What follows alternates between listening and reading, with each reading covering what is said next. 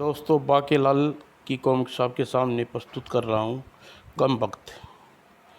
दोस्तों, इसे subscribe like ज़रूर करना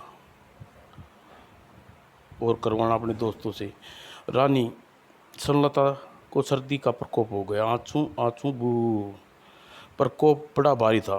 राजवैद्य गुण दाकी हुई, रानी दाकी हुई। इस रोग का तो महाराज एक ही उपलाज है, गंजे के सिर का बाल। ही वो तो बाकेलाल ला ही ला सकता है, परंतु महाराज गंजे का बाल कहाँ से लाऊंगा?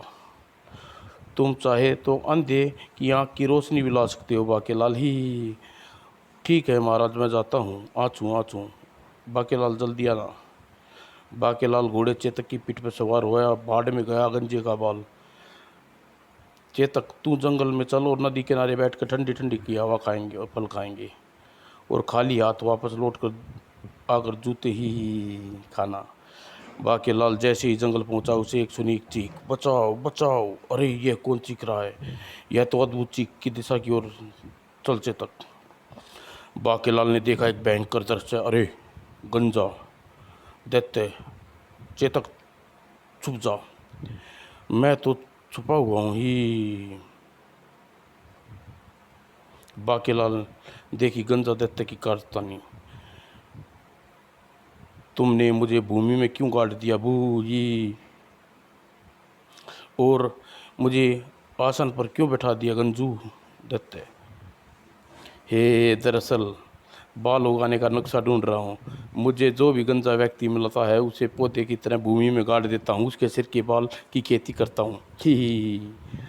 और फिर जो बालों वाला व्यक्ति मिलता है उसे मैं बाल काट कर गंजा करता हूँ, और गंजे के सिर पर बालों का खेती करता हूँ ही। गंजू दैत्य है। दूसरे व्यक्ति को गंजा करने के उसे जमीन में गाड़ दिया। बू गंजू दैत्य है। उस दोनों के सिर के बालों की खेती का करके कैसे करेगा देता?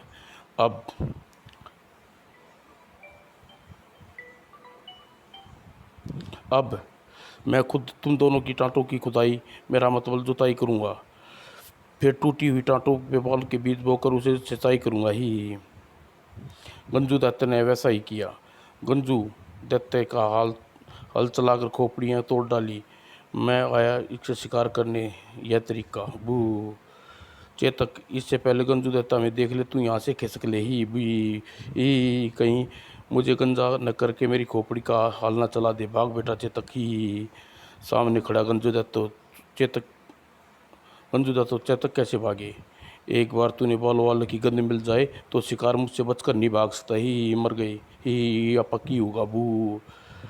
इससे पहले बचने का एक तरीका, बाकेलाल पर छलांग लगा देता हूँ ही। ओ कम वक्त, क्या कर दिया बू। अपने अपनी तरफ से बाकेलाल ने चेतक ने ठीक ही किया था। हूँ ओ दैत्य टकराया, बाकेलाल नीचे गिरा धड़। लेकिन ये क्या? अरे गंजू भाग रहा है। गंजू फिर मुड़कर नहीं देखा। वो मारा गंजू मुझसे डरकर भाग लिया ही। हिन मुझसे भी ही। कम वक्त घोड़े देर और यहाँ रहता तो वह जीवित बचकर न जाता नहीं देता। थोड़ी देर बाद और यहाँ से रहकर तू बचकर नहीं जा पाता कच्चू ही। मगर अब मुझे ज़्यादा प्रसन्नता नहीं होनी चाहिए, लेकिन फिर भी मैं वो लौट आया तो लेने के देने पड़ जाएंगे। घोड़े पर सवार होते ही सांस बात के लाल के मस्तक में विचार घूमा। अगर किसी तरह मैं विक्रम सिंह कोई इस ओर भेज दूं तो गंजू गया। मुझसे डरा बौखलाया गंजू अवश्य देखते ही कम वक्त गंजा उसकी खोपड़ी पर हल चला देगा ही। ठीक उसी समय स्वर्ग के बादलों धरती पर, वाह वाह ही।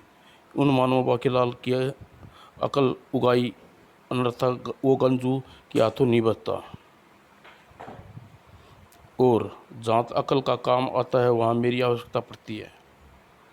नारायण नारायण, मैं अपने उचित कहा देवता।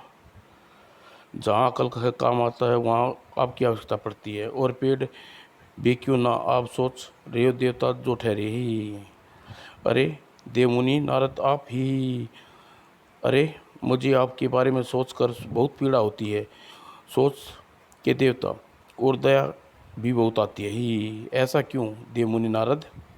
नारायण नारायण, अब देखिए, आप सोच रहे हो देवता प्राणी बुद्धि का प्रयोग करने के लिए पहले सोचने की आवश्यकता पड़ती है। सोचता प्राणी आपके कारण है, किंतु सारा श्रेय ले जाता है बुद्धि का देवता। आपके कोई पूछता तक नहीं। आप स्वयं बताइए, भला संसार में आपके कितने भक्त हैं? मुझे तो पता नहीं।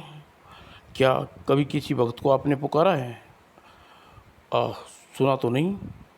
क्या किसी ने आरती के स्वर सुने हैं? अधिक तो नहीं।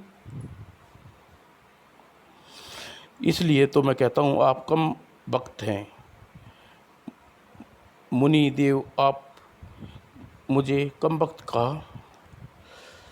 नारायण नारायण, मैंने आपको कम भक्त नहीं कहा, कम भक्त कहा है। कम भक्त यानी भक्तों की संख्या कम, फिर बिल्कुल नगण्य ही। यही कारण है कि आप जैसे देवताओं को निमन श्रेणी की आसन जाता है और देवराज इंद्र में आप देवताओं को जाने की इजाज़त नहीं होती ही। ऐसा क्यों? क्या करना चाहिए? आप कम भक्तों को अपनी सोच पहचान बनानी चाहिए। पहचान बनाने के लिए आप जितने अधिक भक्त होंगे उतने ही बड़े देवता होने की गौरव आपको प्राप्त होगा। भगवान और आपके भक्तों के कारण ही जाने जाते हैं। तब आप भगवान इंद्र के दरबार में जाकर अप्सराओं का नृत्य देख कर सकते हैं, सुरापान कर सकते हैं। नारायण नारायण। देव मुनि नारद की बात पते की है। ओह, तो मुझे कह कोई पुकार क्यों नहीं रहा? बाके लाल, तब चेतक को ऐड लगा चुका, जल्दी चल कम वक्त ही। तभी चेतक 2 कदम आगे बढ़ा। ठहरो ठहरो ठहरो। अरे, किसने पुकारा? तुमने मुझे पुकारा। तुम्हें ही। मैंने आपको पुकारा? अभी अभी तुमने कहा था कम वक्त। ओह, तो यानी सोच के देवता जिसने कम वक्त ही। बाके लाल, मैं तुम में अति प्रसन्न हूँ। मांगो क्या मांगते हो, किंतु इस समय जल्दी में हूँ। कृपा आप अभी प्रस्थान कर जाएं ही। अरे नहीं, रुको। ऐंठ क्यों दिखा रहा है? बाके लाल, तू मेरा भक्त है, तुझे मुझे बुलाया है, मैं आया हूँ। मैं आया, किंतु तेरी संपूर्ण इच्छा किए बिना मैं नहीं जाऊँगा, नहीं जाऊँगा ही। मगर तब तक गांजू देवते दूर चला जाएगा और मेरी योजना की टांग टूट जाएगी ही। अगर तू बिना वरदान लिए ही चला गया तो हो सकता है राम मित्रा घोड़ा गिर के तेरी टांग टूट जाए ही। बाके लाल, इसके शब्दों में छिपी चेतावनी समझ मूर्ख। तू क्या सोच रहा है बाके लाल? क्या सोच का देवता तेरे सामने खड़ा है? तू सोच मत, मांग आगे। सोच सोच मांग आगे ही। मैं सोच योजना बना रहा हूँ, कहीं आप मेरी कोई मदद कर सकते हैं? आपकी योजना बता ही। बाके लाल अपनी योजना तुरंत सोच के देवता को समझाने लगा और योजना सुन के ही। मेरी योजना सुनकर आप पास क्यों रहे हो बू? वो इसलिए बाके लाल, तू कितना बोला है ही। बनता है तू चाहता है विशालगढ़ का राजा। योजना बना, खोदा पार निकली चुईयाँ तो मेरी भी मरी हुई। क्या मतलब? बाके लाल अपना हाथ आगे बढ़ा दिया। ये देख, बता क्या देख रहा है? ये कोई बाल है? ये कोई मामूली बाल नहीं है, ये गंजूदार तक बाल है। इस बाल से ही सारी शक्ति थी। तूने उसकी इकलौता बाल तोड़कर उसे शक्तिहीन कर दिया, जिसके आगे प्राण बचाकर भाग गया। अब तू जो योजना बना रहा है किसी काम की नहीं। ये बाल पकड़, क्योंकि मुझे पता है तू वन में गंजे का बाल ढूंढने ही आया है। अब तुझे बताता हूँ कि तू विशालगढ़ का राजा किस प्रकार बन सकता है ही। सुनकर बाके लाल ने दशा की उत्तर की दशा में राज्य बातनगर, बातनगर का राजा बातल तोड़, उसका नाम बताल तोड़ है, इसलिए उसे बात देव तोड़ देवताओं का वरदान मिला है। मेरा वरदान पाकर तू खूब बातें करेगा और मेरा वरदान पाकर तू खूब तोड़ेगा। प्रत्येक युद्ध जीत जाएगा, विजय प्राप्त होगा। बात तोड़ वरदान के फलस्वरूप राजा तोड़ ताबड़तोड़ अपने शत्रुओं का युद्ध करने के लिए आमंत्रण करना। तेरा मेरा वाक युद्ध आरंभ होता है। मैं कुछ शब्द नहीं बोलूँगा, तुझे उन शब्दों का अर्थ अपने आप समझ जाना है। मेरी बात का उत्तर देगा थी बोल तेरी कि मेरी ही। वाक युद्ध में साथ मुझसे पूछना चाहता है, जीत तेरी होगी या मेरी ही? या मेरी? बोल तू क्या? हा हा हा। मैं ही। शायद ये कहना चाहता है राजगद्दी पर कौन बैठेगा, तू या मैं बाखुद में घाघ हूँ ही। बोल तेरा होगा या मेरा, ही मेरा। ये कहना चाह रहा है कि जीतने के बाद राज्य तिलक किसका होगा, मेरा ही मेरा। बच्चू तुझसे वाक में नहीं हारने वाले। मैंने पूछा कि तूने कहा मेरी। मैंने पूछा तू या मैं, तूने कहा मैं। मैंने पूछा तेरा होगा या मेरा, तूने कहा मेरा होगा। अब सुन मेरी बातों का अर्थ। मैंने कहा है हार तेरी होगी या मेरी, तूने खुद कहा है मैंने। जू जूते तू खाएगा या मैं, तूने कहा मैं। मैंने कहा तू मुँह तेरा होगा या मेरा, तूने कहा मेरा। तू शब्दों को ठीक से अनुमान नहीं लगा पाया। सैनिक को इसका मुंह काला करके जूते पहना कर पूरी सेना में पिटाई करो, क्योंकि ये हार कबूल कर चुका है ही। वो हुन पकी हुआ भागो, पकड़ो जाने ना पाए। और अगर कोई राजा ताबड़तोड़ से बातचीत नहीं करता तो तोड़ देवता के वरदान से स्वरूप उसे तोड़ता है। मेरे हथियार तोड़ दिए, मेरा रथ तोड़ दिया। अब मैं राजा ताबड़तोड़ की हड्डियाँ तोड़ने के लिए उसका पीछा कर रहा हूँ। वो तूने ही कहा था कि तू वाक युद्ध नहीं लड़ेगा, युद्ध करेगा, अब भागता क्यों है। सोच के देवता ने अपनी सारी बात समाप्त करी। बाकी लाल अगर तू विशालगढ़ का राजा बनना चाहता है तो राजा विक्रम सिंह को लेकर ताबड़तोड़ के पास भेज दे ही। ये सोच का देवता है या षड्यंत्र का देवता ही नहीं, परंतु तूने पहले ही मुझे विशालगढ़ का राजा के रूप में अपनी जरूरत बता दी करनी चाहिए होगी, ताकि विक्रम सिंह को साथ लेकर न जाए, बल्कि तू अपने स्थान पर राजा विक्रम सिंह के आसीन करने जाए ही। सोच के देवता की बातें सुन के बाकेलाल कुछ सोचा और प्रशंसा से उछल पड़ा। ओ मारा पापड़ वाले को ही, तो अब मेरी पीठ पर कूद कर मुझे क्यों मार रहा है, आहा गुर्री। और दूसरे ही पल बाकेलाल घोड़े से नीचे उतरा। जय हो भोले शंकर की, आपने मेरी समस्या का हल कर दिया, एक शानदार योजना भी बता दी जिससे मुझ काम करने का तमाम हुआ समझो ही। बाकेलाल तो तुम कोई बात नहीं, गुर गुर गुर। क्यों क्या हुआ भगत, तू मेरा प्रशंसा तुझे हुआ और जय भोले का शंकर की कर रहा है, वो भूल गया। सोच के देवता मैं अभी आपकी जय जयकार कर देता हूँ।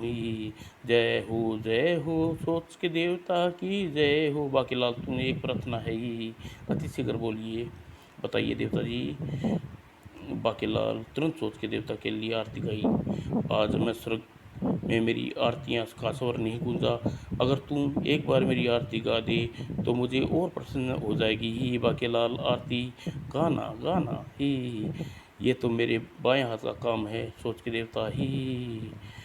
बाकेलाल ने तुरंत देवता के लिए एक आरती गढ़ी। मेरे पाँव में आई मोच, हे स्वामी मेरे पाँव में आई मोच, प्रगट हुए देवता सोच, मैं अपना नाचूं, मैं अपना नाचूं, तू मुँह में अपना नाच। ओ स्वामी प्रगट हुए देवता सोच, वो बह गई तेरी नाक अपनी पहुँच, स्वामी प्रगट हुए देवता मोच। और सोच के देवता अंतर धन हो गए होते ही बाकेलाल को दौड़ाया घोड़ा। चल चेतक, इस बार स्वयं राजा विक्रम सिंह मुझसे अपने राजा सिंहासन सौंप देंगे ही, अवश्य किसी दिन पिटेगा, पर मुझे क्या, किंतु जैसे किया जाए उससे विशालगढ़ मेरी आवश्यकता बनी रहे और मोटा मुचड़ मुझे अपने हाथों बातनगर लेकर न जाए। और कुछ ऐसा ही करना होगा जिससे राजा विक्रम सिंह से वाक युद्ध के लिए आमंत्रण हो करे। और मेरा बाकेलाल आ गया, आँचू आँचू। महाराज ये लीजिए गंजे केसर का बाल, इसका तो मैं क्या करूँगा बाकेलाल, इस राजवेद को दे दो, कमाल है, ये तो गंजे का बाल ही है। ले आया। फिर राजवोद ने रानी सुलनाथा के माथे पर बाल का तिलक किया। आँचू आँचू बंद हो गई ही। ये बाल 3 दिन तक महारानी की चुटिया में बांध कर रखना होगा। बाकेलाल आज मैं बहुत प्रसन्न हूँ, आज हम मिलकर सूजी का हलवा खाएंगे। और महाराज मैं आपको कभी कुछ नहीं खिलाने ते ही, मुझे खुद तो कुछ नहीं खिलाते ही, राजवेदांत तुम्हें भी मिलेगा ही, मोटे बच्चू तेरा हलवा तो अब बनेगा राजा ताबड़तोड़ सिंह ही। हलवा खाने के पश्चात वाकेलाल ने अपनी योजना शुरू कर दी। अब मैं विशालगढ़ के खड़े करूँगा कुछ ऐसे संकट जिसे केवल मैं ही हल कर पाऊँगा। मोटे हलवे तो तेरा ताबड़तोड़ सिंह बनाया, अब मगर ऐसे संकट क्या हूँ। पशु बाजार निकलते ही बाकेलाल की निगाह में ठहर गई ऊँटों पर। ओह, विशाल गढ़ की उत्तर दिशा में विशाल रेगिस्तान है। इन ऊँटों को देखकर एक संकट पैदा करने की योजना जन्म ले आई है। बड़ा बो बो बो, ऊँट ले लो, ऊँट ले लो, तगड़े जवान ऊँट ले लो ही, बुक बुक हम 40 साल के पुराने हैं, हम जवान कह रहा है ही, बुक बुक बेचने वाले 40 साल बाद हमें जवान बताएगा ही। ढेचू ढेचू में ही। ऊँट के मालिक के पहुंचकर बाकेलाल ने अपना परिचय दिया। इन सब ऊँटों का क्या लोगे ही, आप उचित मूल्य देंगे मैं ले लूँगा ही। मैं जानता हूँ दुनिया में मूर्खों की कमी नहीं है ही, ये सब बूढ़े ऊँट हैं, कम से कम ऊँटों की रंगाई पुताई का खर्चा तो निकल जाएगा। मैं तुम्हें इन सब ऊँटों के मुँह मांगी कीमत दूंगा, ऊँट तुम्हारे ही रहेंगे। ऐसा क्या ऊँटों प्रसाद, तूने सुना बूढ़े हम हुए हैं सटिया गए क्या ही, हम क्या कह रहे ही। हाँ, बस तुम्हें मेरा एक कार्य करना होगा, आओ मेरे साथ।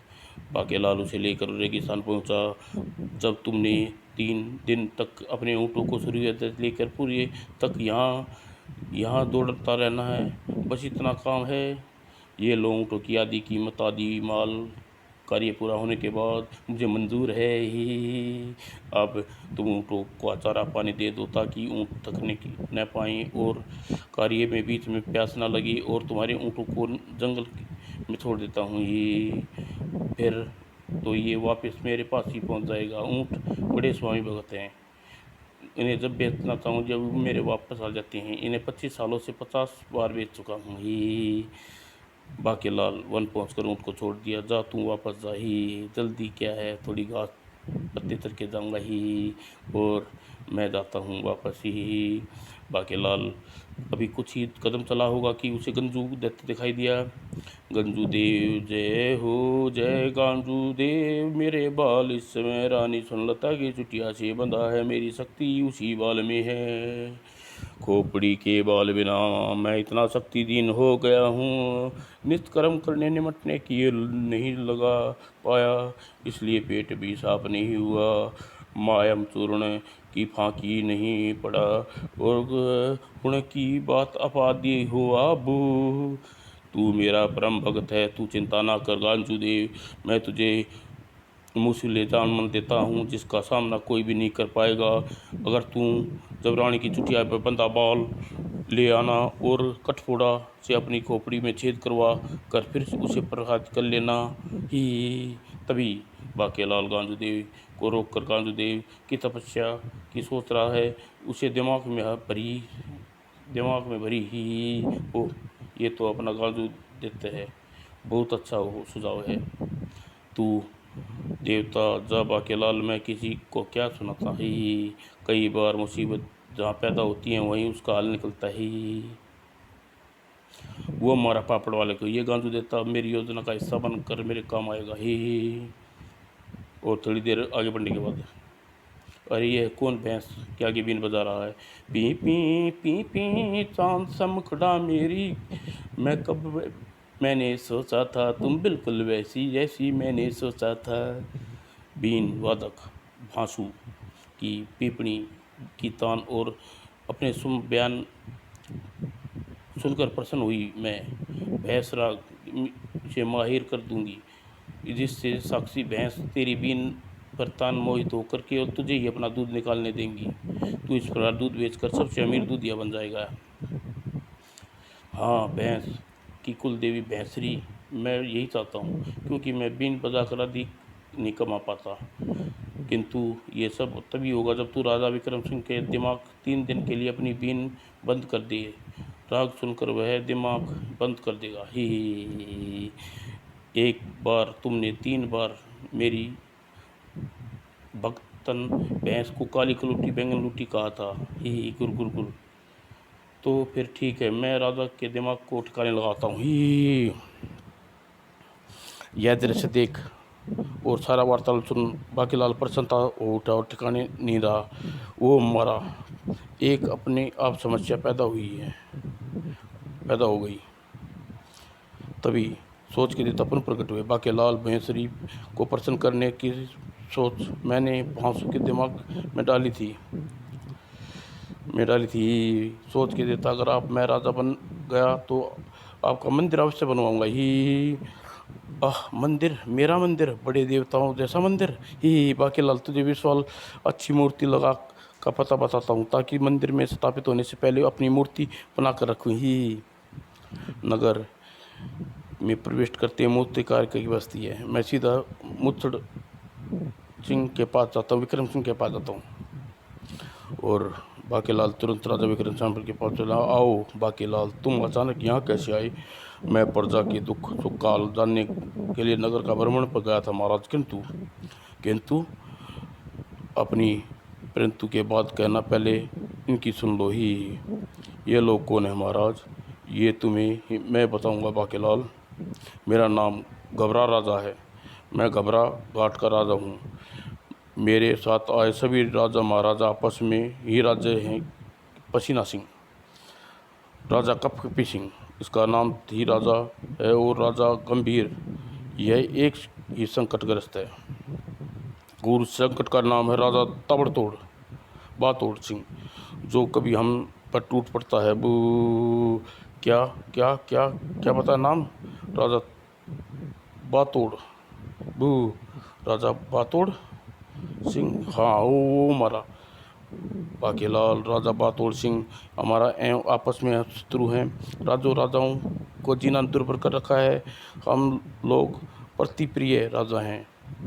किसी प्रकार की लड़ाई झगड़े से दूर रहना हमारी आदत है। खाम का क्यों पिटे जब बातोड़ सिंह हमको युद्ध के लिए आमंत्रण करने के लिए ठान चुका है। अपने साथ युद्ध में पराजित होने वाले राजाओं को वह कैद करके कारागार में डाल देता है, जहां सालचों के पीछे केवल उनका मुख बाहर निकलता है।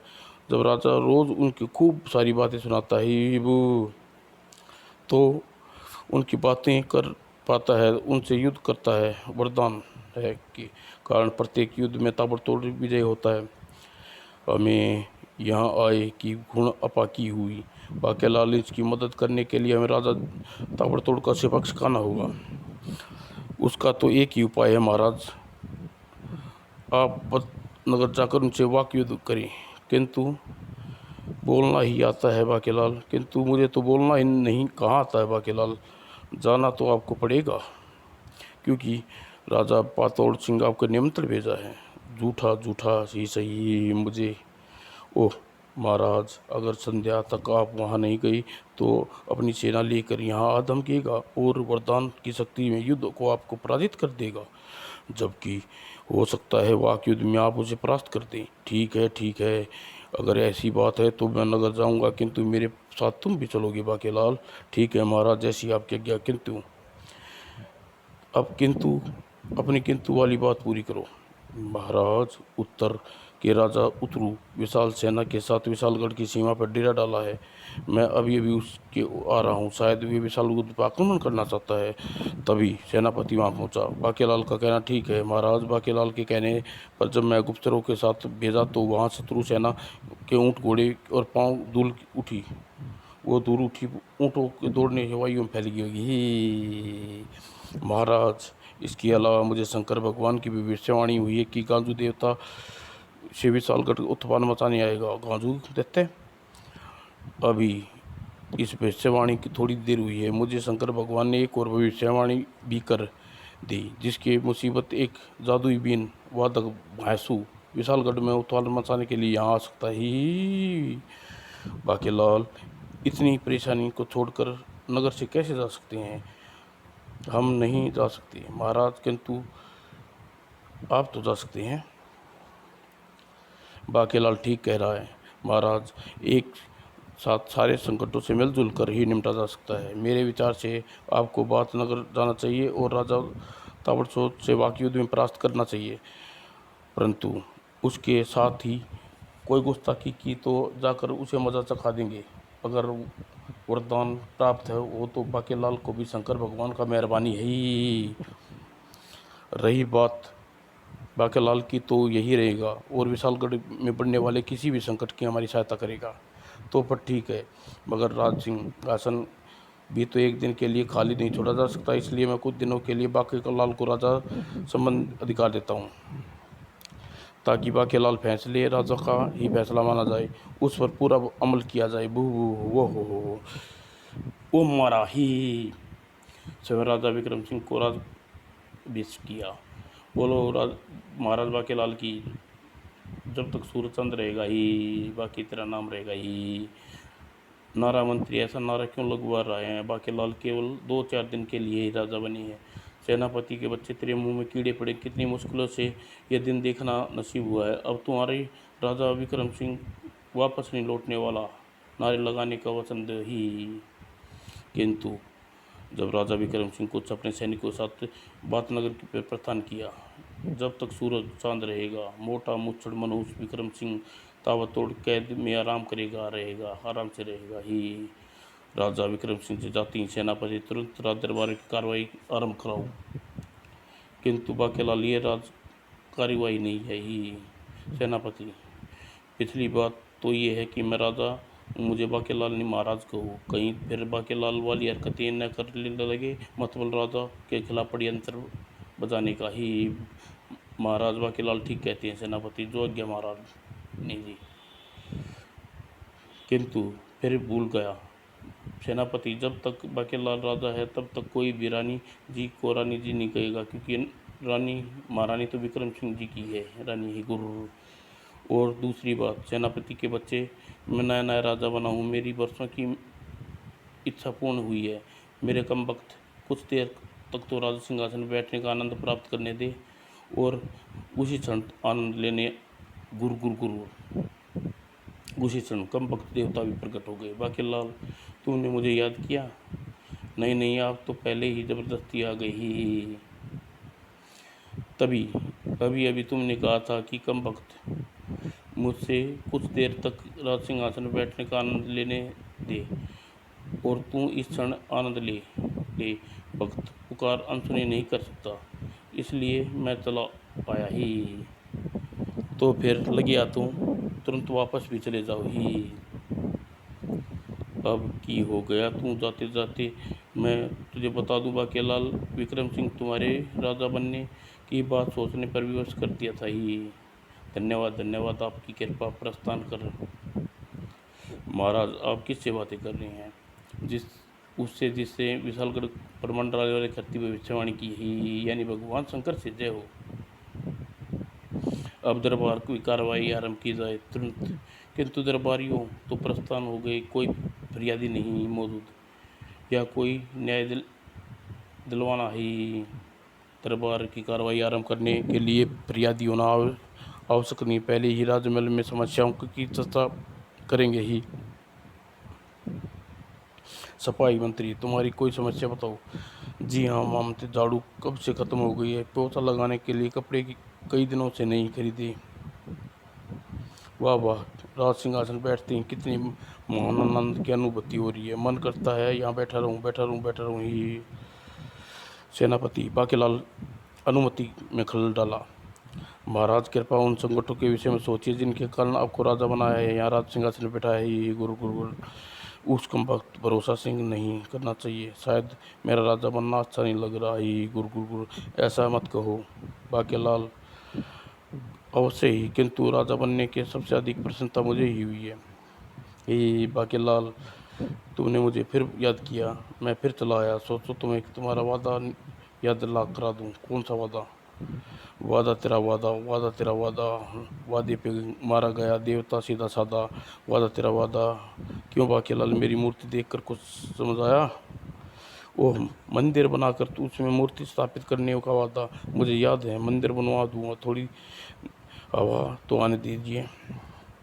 बाकेलाल, तुम किससे बातें कर रहे थे? फिर भगवान से। हाँ हाँ, मैं उससे एक मंदिर बनवाने का वादा किया है, हम मंदिर वहीं बनाएंगे जहाँ बाकेलाल तुम कहोगे। बाकेलाल, इस बार अपने ठीक कहा, मैं मंदिर यहीं छोड़ता हूँ, भूल मूर्ति यहीं छोड़ता हूँ तो भूल ही नहीं का ही, मूर्ति मुझे दे दो ही। सोच के देवता अंतर्ध्यान हो गए। बाकेलाल, मूर्ति भगवान शंकर की तो नहीं लगती, शायद यह मूर्ति रूप में गड़ी ही नहीं है ये। धार्मिक नियंत्रण मंत्री महाराज के हाथों से ले ली और अन्य भवन का निर्माण आरंभ कर दिया। इस सेनापति की नीति कुछ ठीक नहीं लग रही, मेरे खिलाफ कोई षड्यंत्र न रच दे। बाकेलाल, दोस्त तेरी चाल समझ गया हूँ, तू महाराज का ताबड़तोड़ को मरने के लिए भेज दिया और खुद राजा बन बैठा। अब तू मेरे हाथों नहीं बचेगा ही। खचा, बाकेलाल जी क्या हुआ, आप चीख क्यों पड़े, किसी ने आपको तलवार मार दी? वो हाँ, मेरी आंख चीख, शत्रु चीख, शत्रु चीख तुम्हें मुंह से? बाकेलाल, जी हाँ महारानी जी, मेरा मतलब सुनलता जी, वास्तव में मैं देख रहा हूँ कि जब सेनापति गांजूदेव यहाँ कर ललकारेगा तो उसके पेट में तलवार घोपेगा तो मुझे कैसा चीख निकलेगी। हाँ हाँ हाँ। सेनापति, तुम समझ गए मैं क्या कह रहा था? गांजू के मामले में आज इसकी खोपड़ी अवश्य तोड़ डालेगा। मैं समझ गया महाराज, आप चाहते हैं कि गांजू दैत्य का वध करूं, किंतु महाराज सर्वप्रथम मेरा उत्तर राजा पुत्र को रोकना है। लेकिन गांजू दैत्य अभी विशालगढ़ में आया ही नहीं ही। सेनापति ठीक कह रहे हैं बाकेलाल, मेरी भी यही राय है, गांजू दैत्य से निपटने के लिए तुम ही ओ ही। महामंत्री भी सेनापति भी हाँ मिला राय, कहीं महामंत्री और सेनापति के साथ तो नहीं मिल गया? एक राजा हजार शत्रु होते हैं, बाकेलाल फूक फूक कर कदम रखेंगे। एक दैत्य से लड़ने से अच्छा है कि उत्तर में राजा का मुकाबला करूं। सेनापति अपनी सेना लेकर राजा उत्तर लोहा सिंह के निकल गई। सेनापति, जीवित जीवित वापस नहीं लौटना, मेरा मतलब शत्रु को जीवित नहीं छोड़ना, वापस लौटना ही। गुरु गुरु, चलो ये अच्छा हुआ शत्रु रेगिस्तान की ओर है, जहाँ पशुओं के बागा भांग धूल उठी हुई है, इसका लाभ उठाकर सैनिकों का पीछा रहूँगा। और सेनापति अपनी सेना लेकर दैत्य दैत्य नहीं गांजू को ही। डरो नहीं, मैं केवल अपना बाल लेने आया हूँ, जो तुम लोगों की रानी की चुटिया में गुथा हुआ है। तुम लोग बस मेरी भूख का इंतजाम कर दो ही। गांजू दैत्य तुम्हारी पूरी छोले लाया हूँ, गांजू दैत्य मैं तुम्हारे लिए फुल्ले हुए सब्जी लाया हूँ, गांजू दैत्य मैं तुम्हारे लिए फल लाया हूँ, गांजू दैत्य मैं तेरे लिए सूखे मेवे लाया हूँ, गांजू दैत्य मैं सूखी चीज़ों क्यों लाई हो? हाँ हाँ। और यह सब फालतू की चीज़ें ले आए, मैं दैत्य हूँ, शाकाहारी मांसाहारी भोजन खाता हूँ, हटाओ इन्हें मेरे आगे से। और कुछ खोपड़ियाँ ओपड़ियाँ लाओ, ताज़ा बेजे लाओ, पीने के लिए रक्त लाओ। मुझे पता है कि तुम्हें अपना नहीं लगाओगे, मुझे खोपड़ियाँ फिर बाल की खेती करनी है, इसलिए मैं हल साथ लेकर आया हूँ ही। हमें छोड़ दो, गांजू को भूख लगी है, वह भला क्यों छोड़ेता? अपनी भूख मिटाने के पश्चात गांजू दैत्य मलसले आजम उड़ा दिया विशालगढ़ की फाटक का ही। तुमने रानी कहाँ, जल्दी बुलाओ। महाराज, बाकेलाल जी अतिशय सूचना दो। उधर राजा बाकेलाल अपने कक्ष में नहीं था।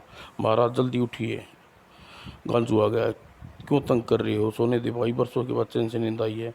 अरे बाकेलाल सिंहासन पे सो गई। महामंत्री हड़बड़ाकर बाकेलाल को वक्त पर सुन ली। जी हाँ महामंत्री जी, दरअसल संकट के इस दौर में नीचा की रिक्त एक शतान भी छोड़ दूँ ही। गांजू देता आ गया बाकेलाल। कोई बात नहीं, उसको रानी जी की चुटिया में लिपटा हुआ बाल दे दो और फिर देखो कमाल। और महामंत्री जाती दैत्य वहाँ पहुँचा। कहाँ है तुम्हारी रानी? आओ आओ गांजू दैत्य, तुम्हारा ही विशालगढ़ में स्वागत है। अरे तुम तो मेरा बाल तोड़कर ले गए थे, अब तुम्हारी खोपड़ी के भी बाल पिके खेतूंगा ही क्या मतलब? ठहरो गांजू, मैंने तुम्हारा बाल एकारण नहीं तोड़ा था ही, मतलब कि रानी जी चुटिया से सती शक्ति भरी है तो वो जलाकर भस्म कर देगी। अब जब तुम उस बाल को दोबारा अपनी खोपड़ी पर प्राप्त करोगे तो 25 वर्ष पश्चात वह शक्ति तुम्हारे अंदर स्थापित हो जाएगी और तुम जिस चाहे उससे अग्नि से जला सकते हो। तभी महामंत्री बाल लेकर आ गया। बाकी ला लिया रहा गांजू देवता का बाल, ये बाल गांजू देवता को दे दो महामंत्री। राजा, क्या तू सच कह रहा है? क्या सचमुच वैसा ही होगा जैसे तूने कहा है? तूने यकीन नहीं है तो जा बाल अपनी खोपड़ी में प्रत्यक्ष देख ले। हाँ, ये बाल मेरा ही है। किंतु तभी पर नहीं कर पाया था कि उसके लंबी नुकीली चोंच वाले बाल पक्षी को फोड़ने की जरूरत पड़ेगी। अपनी चोंच से मेरी खोपड़ी में छेद कर दे ही। अचानक गांजू चौंक गया। अरे, ये चित्र तो विक्रम सिंह का है वो। हाँ, मगर तुम इसे कैसे देखकर चौंक गई? क्योंकि मुझे वह वही देव का श्राप मिला था जिसके मुताबिक गैंडे जैसे तूतन और हाथी जैसे दिल डोल वाला यही आदमी मेरी मृत्यु का कारण बनेगा। इसलिए तो लोग मेरे खोपड़ी पर हाल चलाकर बालों की खेती करता हूँ। अगर एक बाल एक आदमी के सिर पर खेती कर देता तो मैं वाहियात देव का श्राप मुक्त हो जाता ही।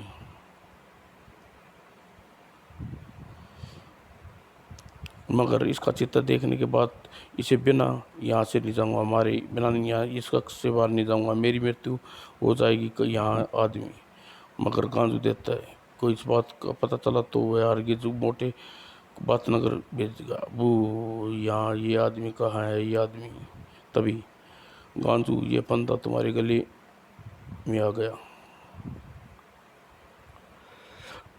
टाटू देवता, मुझे श्राप के कारण ऐसा हुआ है। बोला था कि जब मेरी टाँट का बाल मेरे शिकार की स्त्री की चुटिया के साथ गूंथ दिया जाता, अगर ये बाल रानी की चुटिया में गूंथा हुआ था तो यह फंदा बनकर मेरे गले में लटक जाएगा। और यह राजा राजा तो तू है, ये गड़बड़ कैसे हो गई? मैं यहाँ का राजा ज़रूर हूँ मगर वो रानी मेरी नहीं। ये मेरी फूटी किस्मत का प्रकोप। हाँ, मुझे बचा ले, तुम कितने अच्छे हो। तुम्हारे पिताजी बहुत अच्छे थे। वो कुछ उड़ापा की खाकू। वो ये तो फांसी लग के मर गया। वो फांसी मुझे क्यों लग गई? वो बिना बैठाए मोटे की मृत्यु का एक हाथ अवसर निकल गया। पता नहीं मोटा वहाँ अभी मरा है या नहीं, कैद हुआ है अथवा नहीं। सैनिक को इसके सब को चील कौए को खाने के बाहर फेंक दो। तभी ये अंदर कहाँ घुसा रहा है? ये मैं जाकर तुम्हारे राजा को बताऊंगा। और अगर मुझे किसी ने रोकने की चेष्टा की तो बीन बजाकर बहरा कर पागल कर बना दूंगा। जब पागल कर देगा तो फिर बहरा करने की क्या फ़ायदा? बांसु बीन बजाता है। सीधे दरबार में पहुंचा। कहीं तू बांसु तो नहीं? वो ये तो बांसु ही है। ओह, तो तू यहाँ का राजा जिसे काली भैंस काली कलूटी बैंगन लूटी कहा था। तो फिर हूँ तेरा की हुई। अब तू बीन बजा कर तुझे बददिमाग करता हूँ। पी पी पी पी सुन बिसरी बंद कर खुली अकल का ताला। पी पी पी चमकेगी चूड़ी खनक विक्रम सिंह ने तेरी नींद का न्योला उड़ गई। पी पी पी इतना मुस्कुरा रहा है, पी पी छुपा रहा है, बू बू बू बू। पी कमाल कर दिया बुद्धिमान सा। ई पी अगर मैं बहुत बड़ा डीठ हूँ, जब तक अवसर पैदा नहीं कर लूँ बीन बजाता रहूँगा। ही पी वो खोलेगा जानकर मैं तुझे मेरा दिल तोड़ा जाते हो। वो पी लकड़ी लकड़ी जिसकी लाठी लाठी भैंस भैंस भैंस की दुम पे मारा थोड़ा थोड़ा थोड़ा थोड़ा घोड़ा बना कर दौड़ा दौड़ा दौड़ा दौड़ा भाग तो थोड़े को भैंस की दुम पड़ गया, भाग गया घोड़ा ही। अरे, ये तो अपने कपड़े ही फाड़ रहा है। महामंत्री तुरंत सिपाही को भीतर बुलाया। अब तुरंत इसे बाल भी नोच लो, सिपाहियों शतान पर ले जाओ। पी आती हैं इस तरह और दुनिया का सबसे बड़ा बददिमाग कहलाएगा। अरे, यह तो पागल लगता है, ये तो हमारे को पागल बना देगा। वो महामंत्री जी, संकट टल गया, अब हमें अपने कानों से रुई निकाल लेनी चाहिए। हाँ, केवल 3 दिन के लिए, इसलिए मुझ के जाने के रोका था। अवसर उम्र भर का होता है, यहाँ आने दिन होती। बाकी लाल, हम ऐसा तो बीन वादक सचमुच बददिमाग बना देता। तभी सेनापति वहाँ गए। महाराज की जय हो, महाराज युद्ध में विजय प्राप्त करके लौट आए हैं क्या? युद्ध में विजय प्राप्त? जी हाँ महाराज, के शत्रु बड़ी संख्या में था, परंतु आप तो जानते हैं कि मैं एक बार कदम आगे बढ़ा लूँ तो जीत कर प्राप्त किए बिना पीछे नहीं हटता। मेरे पिताजी ने मरते वक्त कहा था कि वीर तुम बड़े चलो धीरे धीरे, इसका मतलब तुम धीरे धीरे आगे बढ़े और सामने पहाड़ सिंह पहाड़ हो तो ही। इसलिए मैं बढ़ता चला गया और बढ़ता ही चला गया ही। तुम तो काफ़ी घायल भी हो, ठीक हो गए क्या सेनापति दर?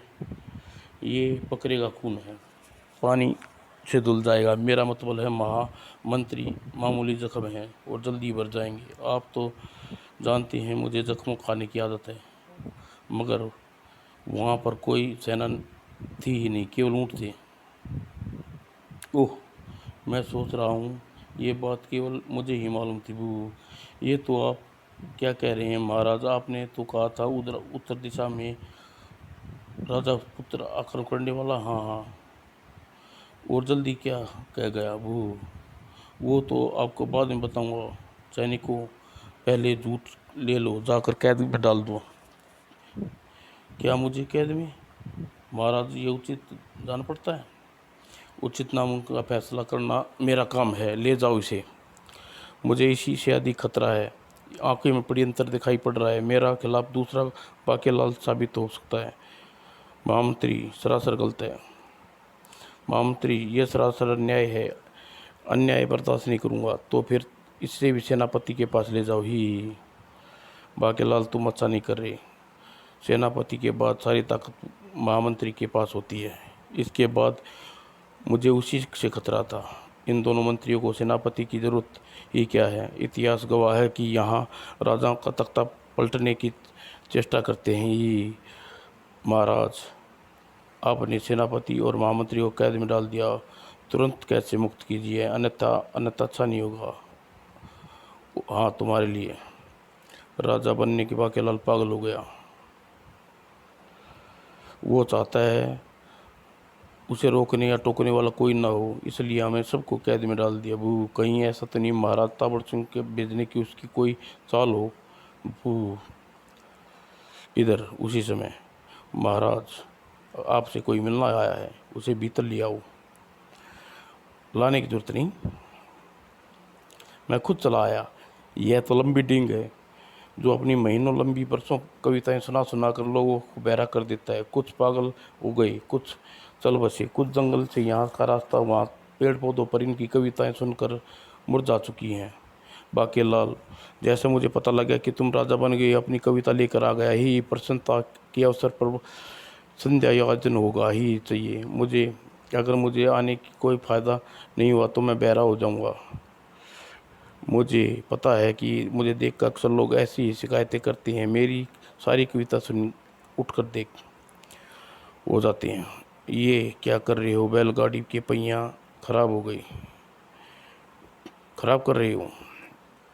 नहीं नहीं बाकेलाल, ये पहिया नहीं है। 10 बरस लंबी कविता है। इस पहिया कहकर मेरी कविता की तौहीन मत कीजिए। मगर यहाँ बाकी कोई दिखाई नहीं पड़ रहा।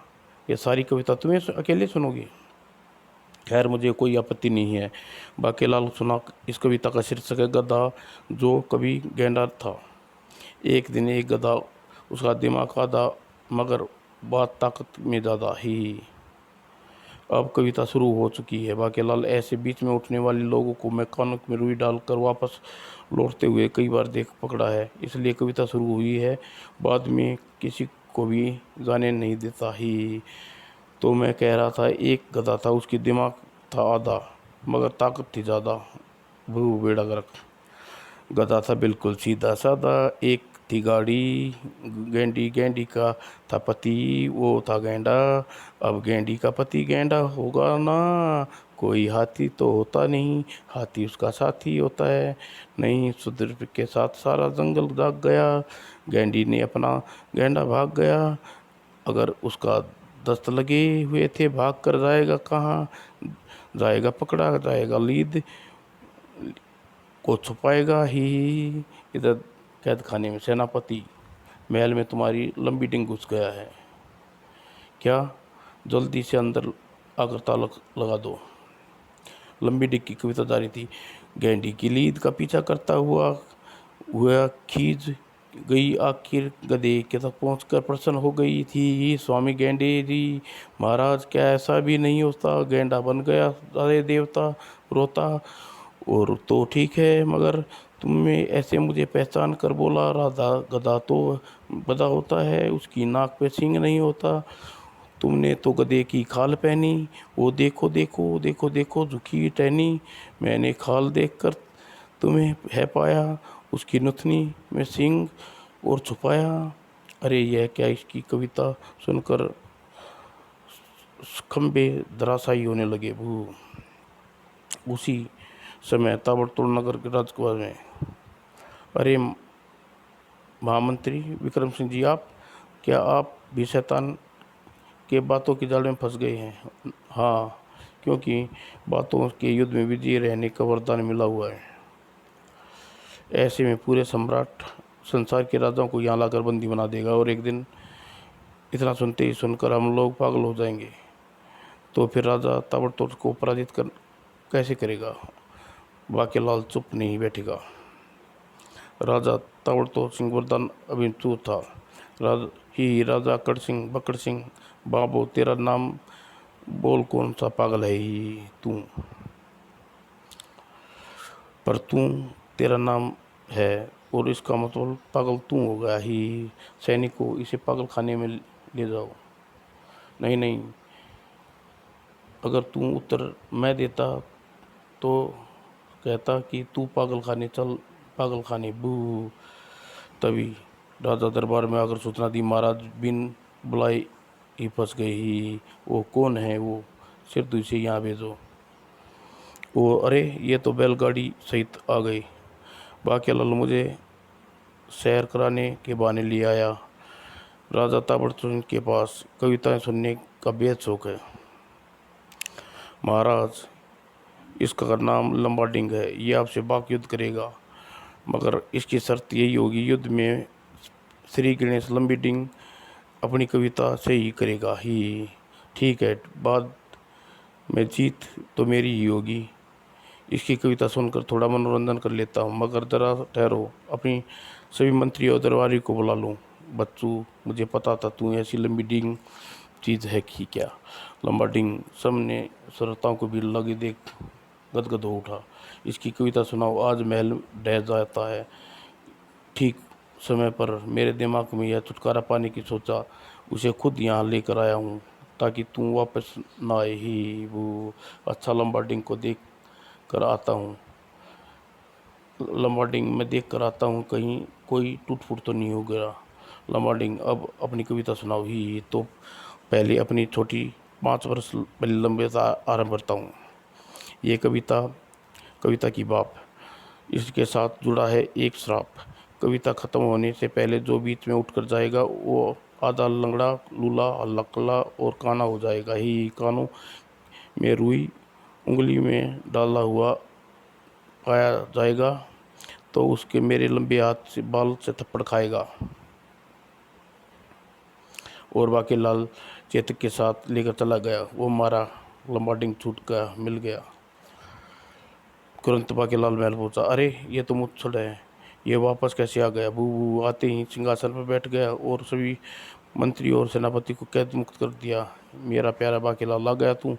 बाकेलाल, हमें क्षमा कर दो, हमें समझ में आया तू लंबा डिंग कविता कहर से बताने के लिए हमें कैद किया था ही, और मुझे गांजू दैत्य से भी बासु से बीन बजाने मुझे तवा तोड़ के पास भेजा था। बू बेड़ा गर्क।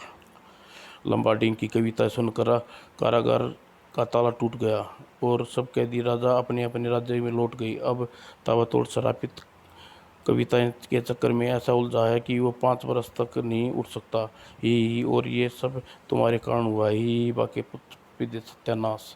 तभी बाकेलाल मंदिर बन गया, भगवान का मूर्ति स्थापित हो गई, कृपा चलकर दर्शन कर ली। फिर बाकेलाल मंदिर पहुंचा। बाकेलाल, जब पता चला कि लंबा डिंग ने ताबड़तोड़ जाने से तुझे तो मुझे क्यों सोचाई गुरु गुरु गुरु, तूने मंदिर मेरा बनवाया और मूर्ति लगवा दी भगवान शंकर की। गुरु गुरु गुरु गुरु। बाकेलाल जी, आपने जो मूर्ति दी थी शंकर भगवान जैसी नहीं लगती थी, इसलिए हमने मूर्ति बदल कर भगवान शंकर जैसा लगा दिया। तेरा सत्यानाश जाएगा मंत्री गुरु, यह सोचकर देवता अंतर्ध्यान हो गई। समाप्त।